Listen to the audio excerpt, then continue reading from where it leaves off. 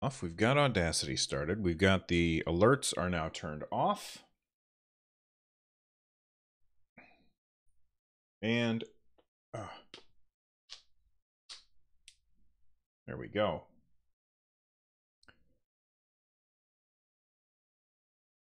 So I guess I got to click on each one now, which kind of sucks.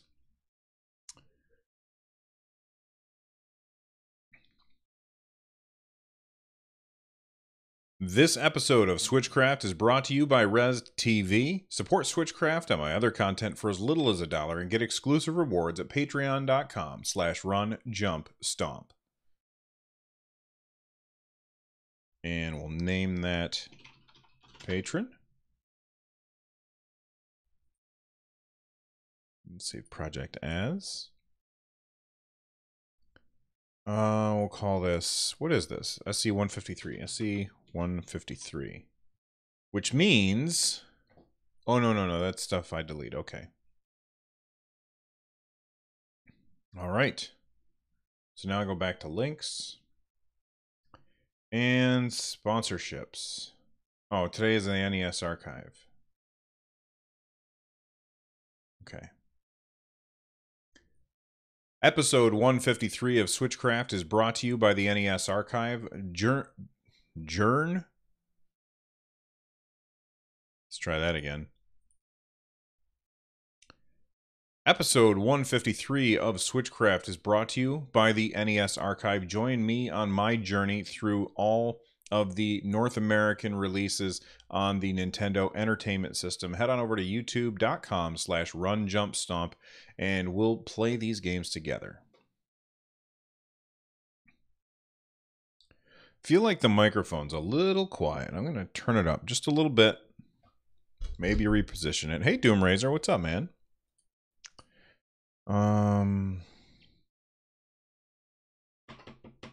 Brain is not working. Sponsor. There we go. All right, now before I do this, okay, it's a much smaller list. So something that I'm going to check from now on is usually when I do the thing where I talk about when the show is recording live and then I thank everybody in chat for being here. Before I do that, I'm going to check and see like how many people there are on the list, because last episode, it's a good problem to have. We had a lot of people here hanging out, which was awesome. But it took me a little too long to get through the list, and for somebody who's listening, that's probably a little repetitive or redundant. And when the list is short, I'll thank people.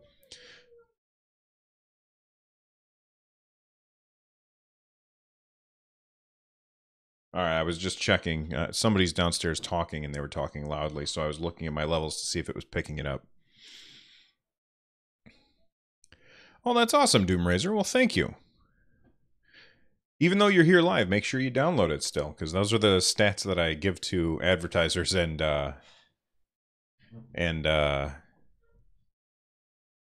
you know, when I'm requesting games to play.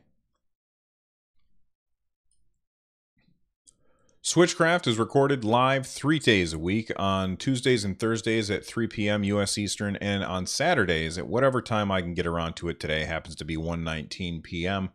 Today is the 1-year anniversary. No, that's not what I do. See, now usually I have... oh, here it is. Let me click on this.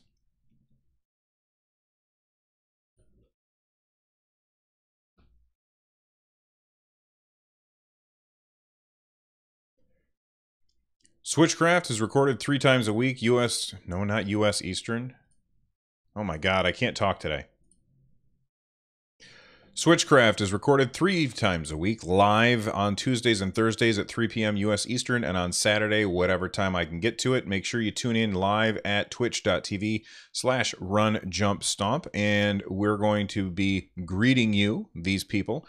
Bravd, Vaxer is here, Awate86, Aerslia, Electrical Skateboard, Frank the Tank, Joel Mead, Kimbalina, TF Wagner, and the Doomraiser here for the first time. Thank you guys for joining me while I do the show live. There's lots of ways that you can get a hold of me. You can get a hold of me through email, runjumpstomp@gmail.com. You can also call and leave a voicemail at 260-RUN-JUMP. That's 260-786-5867. In addition to that, you can also get a hold of me on Twitter at RunJumpStomp, and you can join the Discord by heading on over to runjumpstomp.com/Discord. I forgot what I was talking about there for a minute. That's why I got the pause, which I'll probably edit out, so this sentence doesn't make any sense to some of you. Anyway, thank you guys for hanging out with me while I talk about Nintendo. Before we start the show, though, I want to talk about the website just for a second. I have updated the website, and if you go to runjumpstomp.com and you get like a site not found or something like that, that's because your DNS server has not flipped over to the new site. And if that happens and you want to force it to go to the new site, you just go to www.runjumpstomp.com, and that should force it to happen. And I don't know what kind of voodoo it is that makes that happen, but it seems to work. So there you go. I don't have any feedback to talk about today, but I do want to talk about the fact that this is the 1-year anniversary of the Switch. The Switch came out on March 3rd, 2017, and we are now back on March 3rd again. And, you know, I was hoping that Nintendo was going to drop something big. I mean, it's only 1:22 p.m. right now, so it's perfectly reasonable that they haven't yet, and maybe they will later today, and they'll probably wait until I finish recording and then drop something. But personally, I feel like chances are if they were going to drop like a new Nintendo Direct or something like that, they probably would have already. They did drop this one piece of information over at Nintendo.com. It says it's time to celebrate the 1-year anniversary of the Switch. And then they talked about what is it that came out during this last year. And they talked about a lot of stuff. So in March, we had Legend of Zelda alongside with the Nintendo Switch and a few other launch games. Not a lot of launch games. The Nintendo Switch launched with very few games, but that's, I think, because a lot of people did not want to compete with Zelda. Then in April, we got Mario Kart 8 Deluxe. In June, we got ARMS. Nintendo gave us Splatoon 2 in July. Then in August, we had Mario plus Rabbids Kingdom Battle, but although that's not actually a Nintendo game. Then in October, we had Super Mario Odyssey. And then in December, we had Xenoblade Chronicles 2. And I think in November, we had Fire Emblem Warriors. So that's a pretty big year for one developer to put out all those games. And I think that it's pretty fantastic. Nintendo had a great first year. The second year so far seems to be pretty... What's the word I'm looking for? It seems like they've gone into silent mode or quiet mode, and you know, a lot of people are worried about that. But if you look at the rest of the gaming industry, there's usually not a lot of things that happen in the first part of the year, and I don't think it's bad that Nintendo hasn't brought out anything big in January and February. We've got plenty of third-party support for the Nintendo Switch, and on top of that, there's so many games that came out last year. I can't imagine that people have finished all of them. I know that I haven't. I know that I still have many moons to find in Super Mario Odyssey. I need to start Fire Emblem Warriors over again because too much time has passed since I played, and I just can't really quite remember how to play. I never finished Xenoblade Chronicles 2. I've been playing a little bit of that this morning. And I'm sure that there's a lot of other people out there who have a Switch who are in the same boat that I am. They've got a bunch of games that they still have to finish, and it feels like Nintendo's finally giving us time to finish those games. Last year was like giant game after giant game after giant game, and then even between those massive games, we had really, really great third-party indie titles filling those gaps and basically taking away all of our money and time. So I, for one, am glad that we have this little bit of a reprieve. I do wish that Nintendo had done a direct today just to give us some more information about what's going on this year, but I understand why they didn't. I think if they would have, then, you know, we would have quite a bit to talk about. But with E3, I say right around the corner, it's still a couple months away. With E3 around the corner, Nintendo, I think, is going to be playing their cards either close to their chest, or they're going to start releasing information. My guess is very, very soon.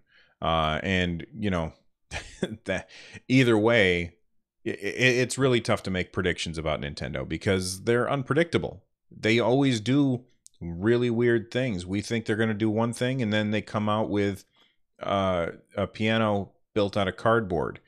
So this is a company that is very, very good at secrecy, and I'm really looking forward to Nintendo Switch's second year. All right, let's talk about what we do know.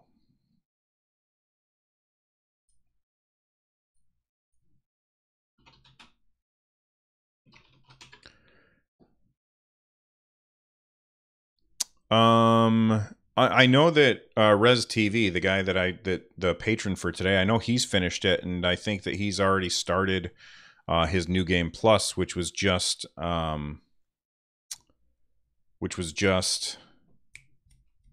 released the other day, which we'll talk about in a second. All right, let's go back to links. Okay. Oh shoot.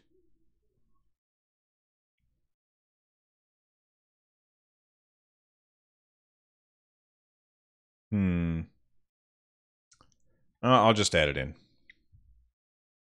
Well, I thought I was going to start talking about new information, but I almost forgot. There's a YouTube video. I used to do a podcast called Run, Jump, Stomp with a buddy of mine, Zap D Seed, and we would talk about gaming stuff in general, not specifically Nintendo, but of course Nintendo stuff from time to time.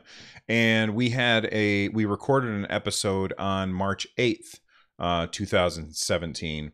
It was our first episode after the Switch had come out, and I had almost a week having played that game, and I believe it was episode 68 of the old podcast, but I exported it to YouTube so you guys could check it out, and there's a link in the show notes so you can see that basically the way that the episode went was Zap did not have a Switch, so he was asking me a bunch of questions about it, and you'll get my initial impressions of the Switch from last year. So make sure that you click on the link in the show notes, and you can find out what I thought after having only had the Switch for 1 week. Hey, there's Zap.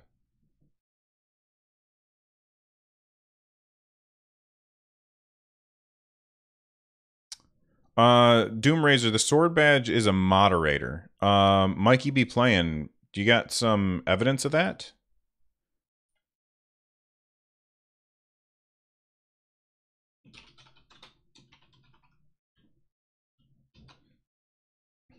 I haven't heard anything about that.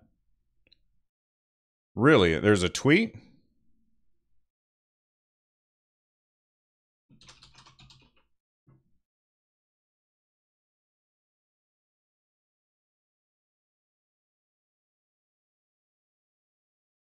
I'm looking at Nintendo of America's Twitter, and I'm not seeing anything about a direct.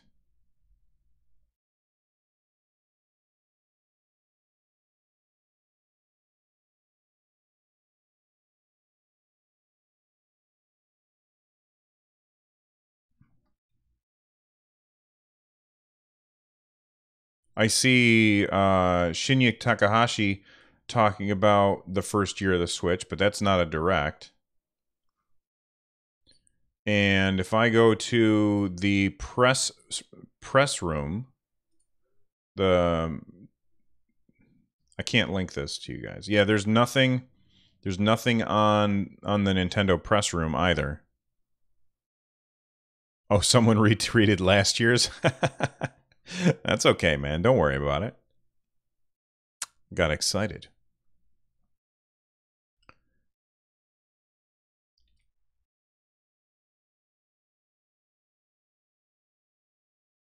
All right.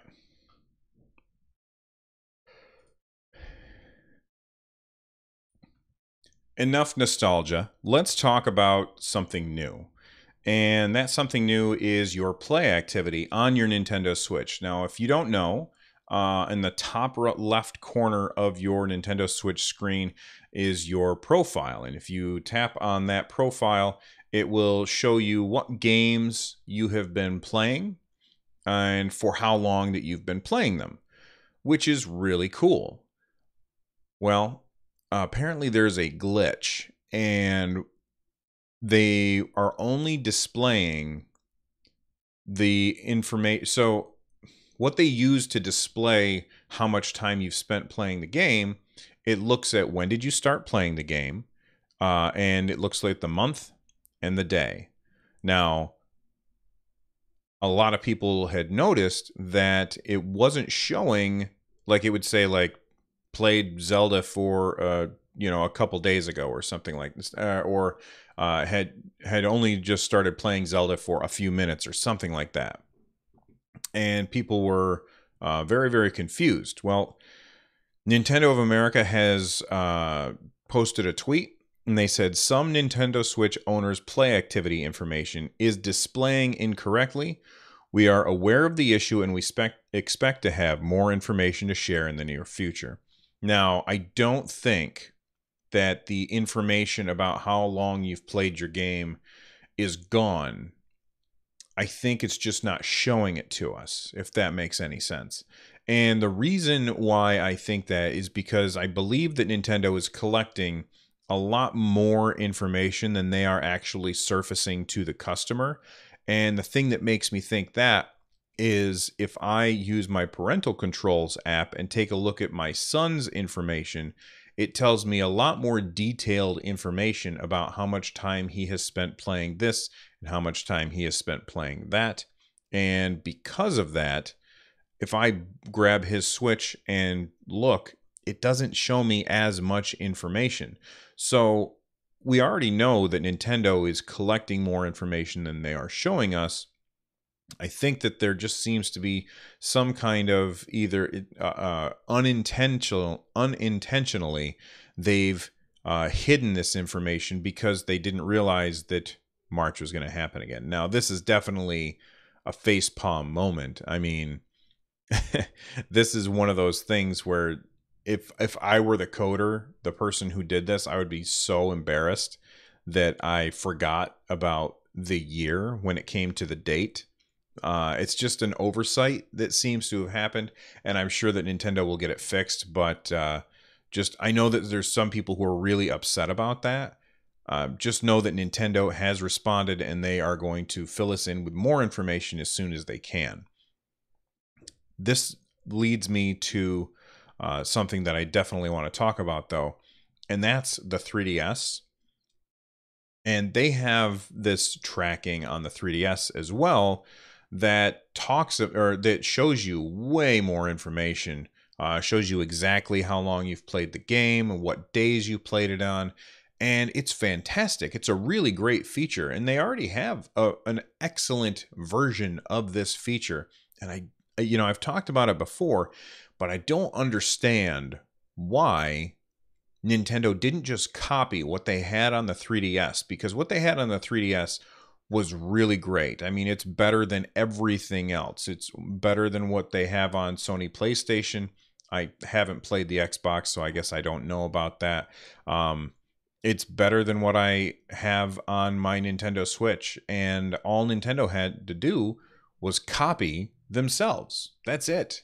And they didn't do that, and I don't understand why. They had a great system all built in, and it was really fun to look at that information because like it had bar graphs and stuff. You could look and see, man, I really stopped playing anything in these dates. What was going on? And I don't know why they didn't copy that. I think they should have. TF Wagner says even what they had on the Wii U would have been better. And that's true. They had a very good system on the Wii U. They had a great system on the 3DS. I don't know why they didn't just bring one of those over to the Switch, because for the Switch, it's basically in like increments of 5 hours or something. If I turn it on and look, it'll be like played for a little while. I would prefer if it said played for 4 hours and 23 minutes. It's not like that's not information that they have, because they have it. You know that they do.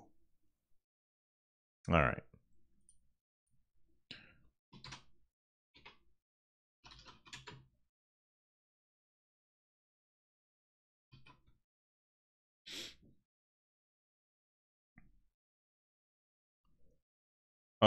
Well, that's weird. That should be a command that's for everybody, though. Let me adjust it. Yeah, that's for everyone. I don't know why it's not working for you.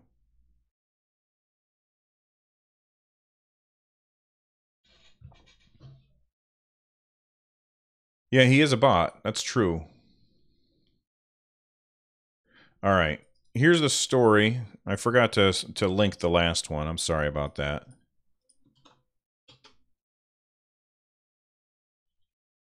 Here's the next story.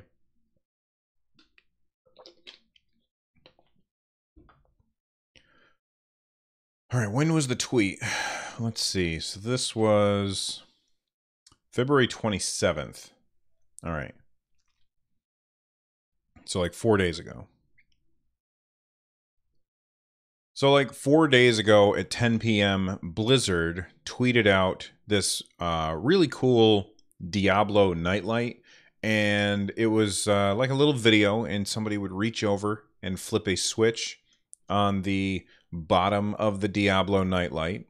And then it would turn the lights off, and then they'd flip it back on and turn the lights on. And of course, everybody looking at that assumed, oh my gosh, we're going to get Diablo on the Switch. It's literally a Diablo on a Switch. This has to be what they're talking about. But I guess it isn't, which is really too bad. So if you want to see what it looks like, click the link in the show notes so that you can check it out. But it basically just says Sweet Dreams, and it shows the nightlight. It's a really cool looking nightlight too. Now, the thing about this, I can't understand how Blizzard wouldn't think, oh, people are going to think that this is a Nintendo Switch thing. It's really unfortunate the name that Nintendo chose, because now, like, people are just, not Diablo, Blizzard is just trying to make a meme. They're trying to make something funny. They're trying to be a joke, and everybody immediately thinks, oh my gosh, it's going to be on the Switch. That's awesome. So Polygon contacted Blizzard, and they responded with, we can assure you we are not that clever.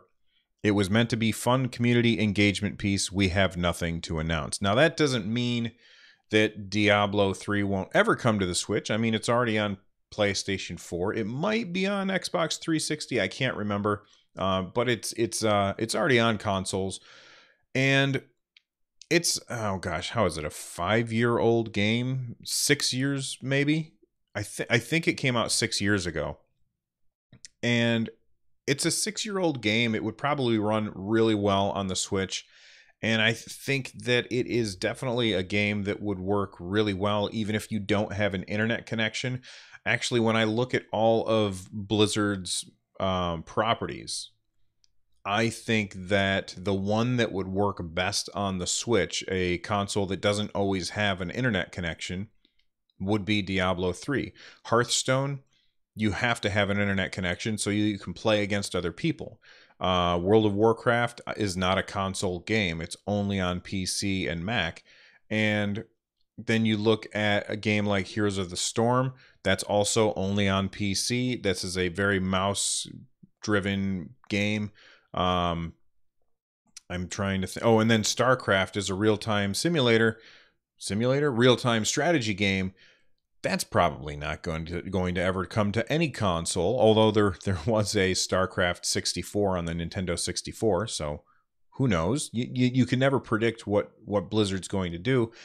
But I really think that this is a game that a lot of people would buy because it really would fit well on the Switch. You don't have to go online unless you're playing with another person. You can play by yourself. And I don't know if that would introduce more cheating, because I know that you do have to connect online on the PC version, but I think that's just to keep like things fair.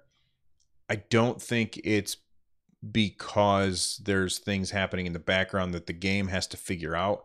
I'm sorry, that like servers have to figure out. But then again, I don't know much about Diablo. I played it a bunch of it. I've probably thrown at least 100 hours into Diablo 3 when it came out 6 years ago. Really great game, and it would do really well on the Switch. And it's unfortunate that Blizzard has said that they're not working on that. And it's also unfortunate that Blizzard just didn't have the foresight. Like, nobody in the room said, wait a second, are people going to think that this is for the Switch? And then everyone would have been like, oh yeah, let's scrap that idea. Or at least say, show the thing and say, we have nothing to announce at the same time. I don't know. It seems like a lot of people got excited over nothing because somebody at Blizzard was careless.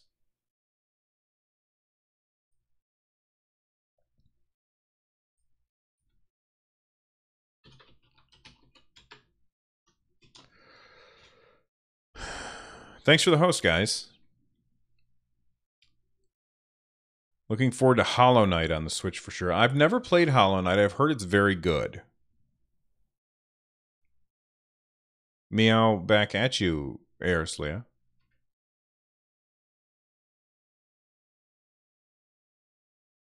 All right, let's close that.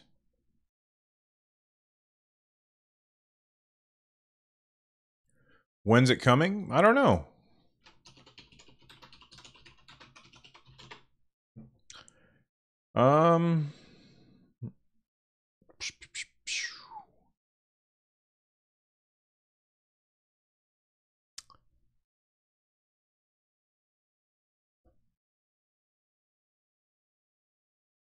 It just says 2018.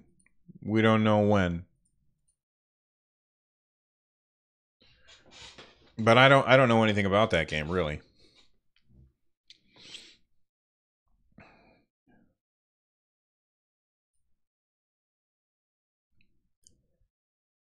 Have you finished Xenoblade Chronicles 2? I have not. I've not finished that game yet. I need to play more of it. It's awesome. Before I talk about the story here, I just want to talk a little bit about Xenoblade Chronicles 2 and the combat system. The way that they teach you the combat system, I think I've probably criticized it before, and I don't think that was justified because I haven't played Xenoblade Chronicles 2 in probably a month. I was busy with other stuff. I haven't had any time to play. And usually if I had played a JRPG and or most games really, and taken a month away from that game, I would pick up the controller and be completely bewildered as to how the game plays anymore. And I would have to start over. Like, that's what's going to have to happen with Fire Emblem Warriors for me. I haven't played it recently and I need to get back to it, but part of me says I don't know how to play it right anymore because it's been too long since I played, so I better start over. Well, on Xenoblade Chronicles 2, I was playing it this morning and I figured out how to play like right away. It got me right back into it, and the combat, while really, really complicated, at the same time is also really approachable and easy to relearn. So if you've taken a step away from Xenoblade Chronicles 2, but you want to pick it up again, I would actually suggest you don't restart. Like, usually I would say I just start over and relearn the game the right way. But because of the way that the combat is, I just feel like I learned it enough And I also think it might be or might have something to do with the fact that the combat is slower. You have to make sure that you time things correctly, and your character is swinging their sword, and you want to make sure that you hit the buttons at the right time, and it's because you're waiting for those moments to hit that button. It gives you time to take a step back from the combat and think about, what is it that I need to do next? Oh, that's right. I need to make sure that I hit this when he jabs his sword forward, and then I want to make sure that I get that right combo, and then the plus button will. I had to look up how to start a combo with the plus button again because I couldn't remember. But I'm having fun getting back to Xenoblade Chronicles 2, and maybe I'll beat it this time, probably not. It's a great game, but it just I tend to get distracted by the 300 other things that I have going on right now. All right, that little PSA aside, if it is a PSA, I'm not sure. Let's talk about what has come out. Well, 1.3.0 software update for Xenoblade Chronicles 2 is out. This adds the new game plus mode. So if you did finish the game, then you can actually start the game again, and you keep all of your blades and stuff like that you had when you finished the game, and you can play through the game again and adjust your level as needed. And then pump your XP points. Like, you can level yourself down and then use those XP points to pump them into something. I can't remember what it was. But if you want the full details, just head on over to, or just go into the show notes and click the link. It'll take you to a tweet. And in that tweet, there is the patch notes, which will give you the full update on 1.3.0. But I know that there's a lot of people who are really excited for this update because it adds a lot of things that you can do if you've already finished the game. Now, if you haven't finished the game, then you already have enough to do, so who cares? It doesn't matter. You've got plenty to do. I know that there's an easier difficulty level. I feel like the game's not too hard, but then again, I'm only on chapter 3. Although there was this one point where I was completely stuck and I had to like unblock a dam, and I couldn't figure out how to get there. And I ended up having to look it up online. But that's not because there was a difficulty with the game. That's just because I'm dumb and couldn't figure something out. All right. Xenoblade. Whoops. Chronicles. Come on now. There we go. Save.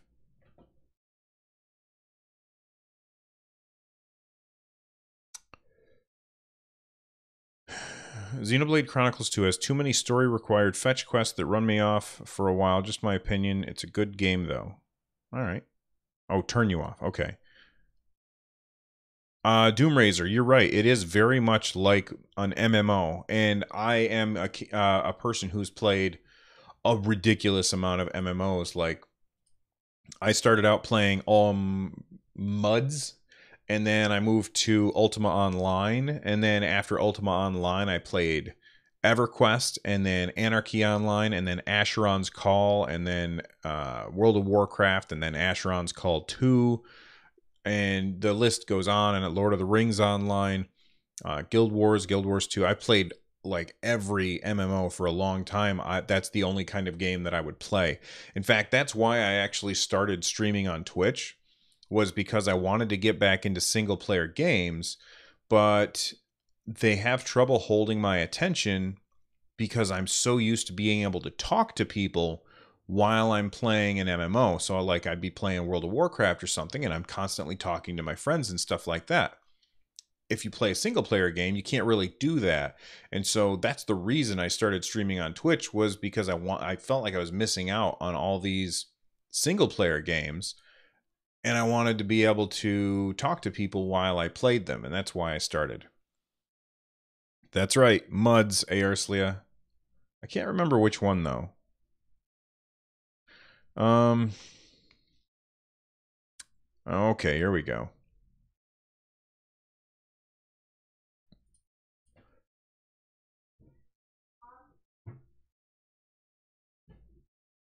Hang on a sec.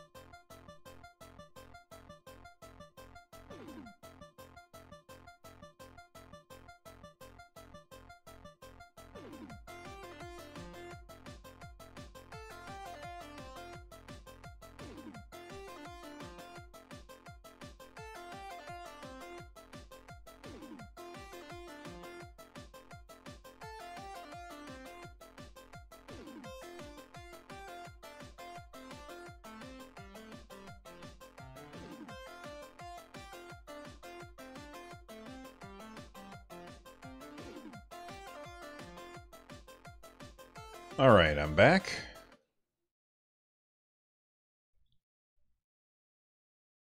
There we go. Okay.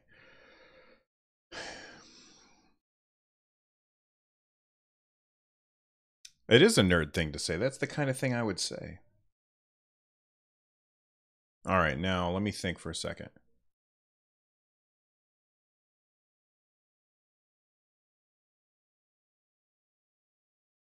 So Kirby Star Allies there's a demo out on the eShop, although it's apparently only on the European eShop. And it's very easy to make a European eShop account. Like I have my regular account, and then I have a Japanese account, and I have a European account, so that I can get things from the other eShops if I want to. Because the Switch is region free, which was the first for a Nintendo console. The game I downloaded it. I think it was yesterday, or maybe it was the day before. I can't remember. And I played through the whole demo, and I have to say, I was really hoping that this would sell it to me, because I've never been somebody who's been a big fan of the Kirby games. They've never really grabbed my attention, and I was hoping that this demo would convince me otherwise, but it did not. I was very bored. I was very, very bored. It was really easy, and I know that sometimes we don't play a game for a challenge. Sometimes we play it just for fun, but it wasn't very fun either. And I know that the Kirby games they have a tendency to be aimed at kids, but I wanted to try it out to find out if it's any good.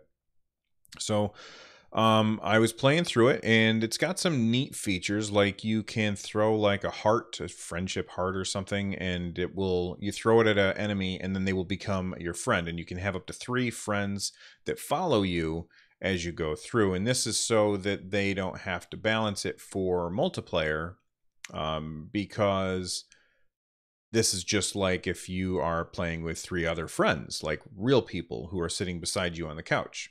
And you've got these AI controlled characters following you, and Kirby has some abilities that can make their weapons better. So there's like a guy with a boomerang, and what you can do is you can hold up on the joystick, and Kirby will like set the boomerang that other guy has on fire, so when he throws it, it does extra damage, that kind of thing. And it's got I want to say this, it looks really, really good. It looks really nice. The animations are fantastic, plays really well, but overall I just found it to be boring. Very little challenge.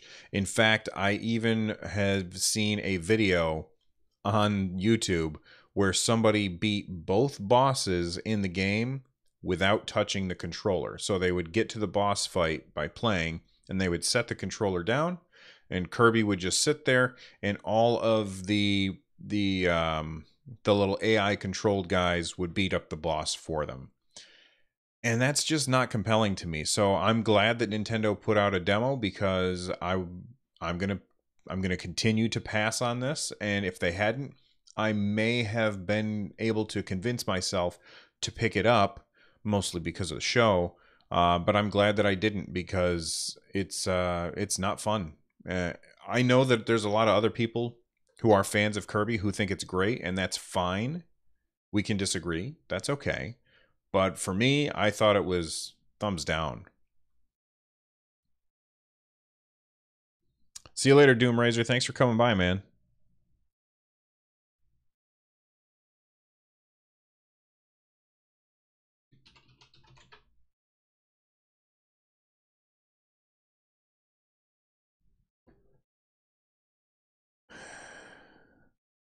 Oh, I need to change that.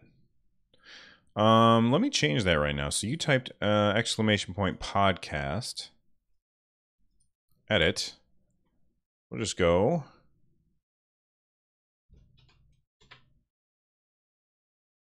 Copy. Paste. Submit. There, that should be better.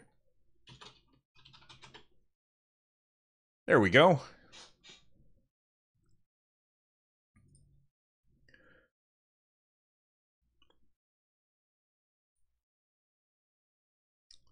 All right. So I've got 3 quick stories that I want to talk about. First off, well, actually, 2 of them are YouTube videos. The first is my preview, or my first look at a game for the Nintendo Switch called Grid Mania. It's a puzzle game where you move these little spheres around. And, you know, if you like puzzle games, then you'll probably enjoy Gridmania. It's definitely a game that I feel like could challenge me in the future. So, you know, you can take it. I don't know that I'm going to do a full review on the game. I feel like I got everything out of it that I wanted to. It's not that it's a bad game, but it's just not the kind of game that I usually play. But if you are into puzzle games, I think that you will really like Gridmania. So make sure that you check it out. Check out the video so you can make your decision. The second game that I have a preview for, it's the first 10 minutes, is this game called Membrane. I was I think it's Jess from Perfect Hat Games sent me a copy of the game for me to try out, and I really like the art style of the game. And this is, of course, not a review, because I've only played probably about an hour of it so far. I really like the art style. It almost feels like it belongs on 1990s MTV. The art style, I remember those cartoons from back then on MTV. And I won't say much about it. If it's a platformer in which you build the platforms by shooting them out, and you have a limited amount of platform that you can build, and you have to interact with the environment as well. And it's really interesting. I definitely suggest that you check out that first 10 minutes. I would say that from the screenshots, it does not look like a game that I would ever be interested in. I felt like it doesn't sell itself well unless you actually see it being played. I feel like seeing it being played sells it, but looking at a screenshot does not. And then finally, one last story is we've got a new Splatfest. It's the chicken or the egg. Which came first? That's the new Splatfest. It starts on which day? Let me click on the link. Starts on March 10th, and that is for North America and Europe. So make sure that you get your ink ready so that you can shoot dudes in Splatoon 2. But chicken or the egg? Clearly, the correct answer is egg. The egg came before the chicken. And if you disagree, then you're wrong. And that's okay. You can be wrong if you want to.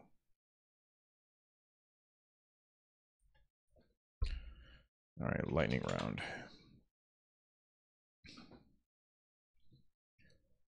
Well, that's it for today's episode. If there is something that you want me to talk about or something that I missed, please let me know at one of the ways that I mentioned at the beginning of the show. If you're looking for ways to support the show, we've got a new URL for that.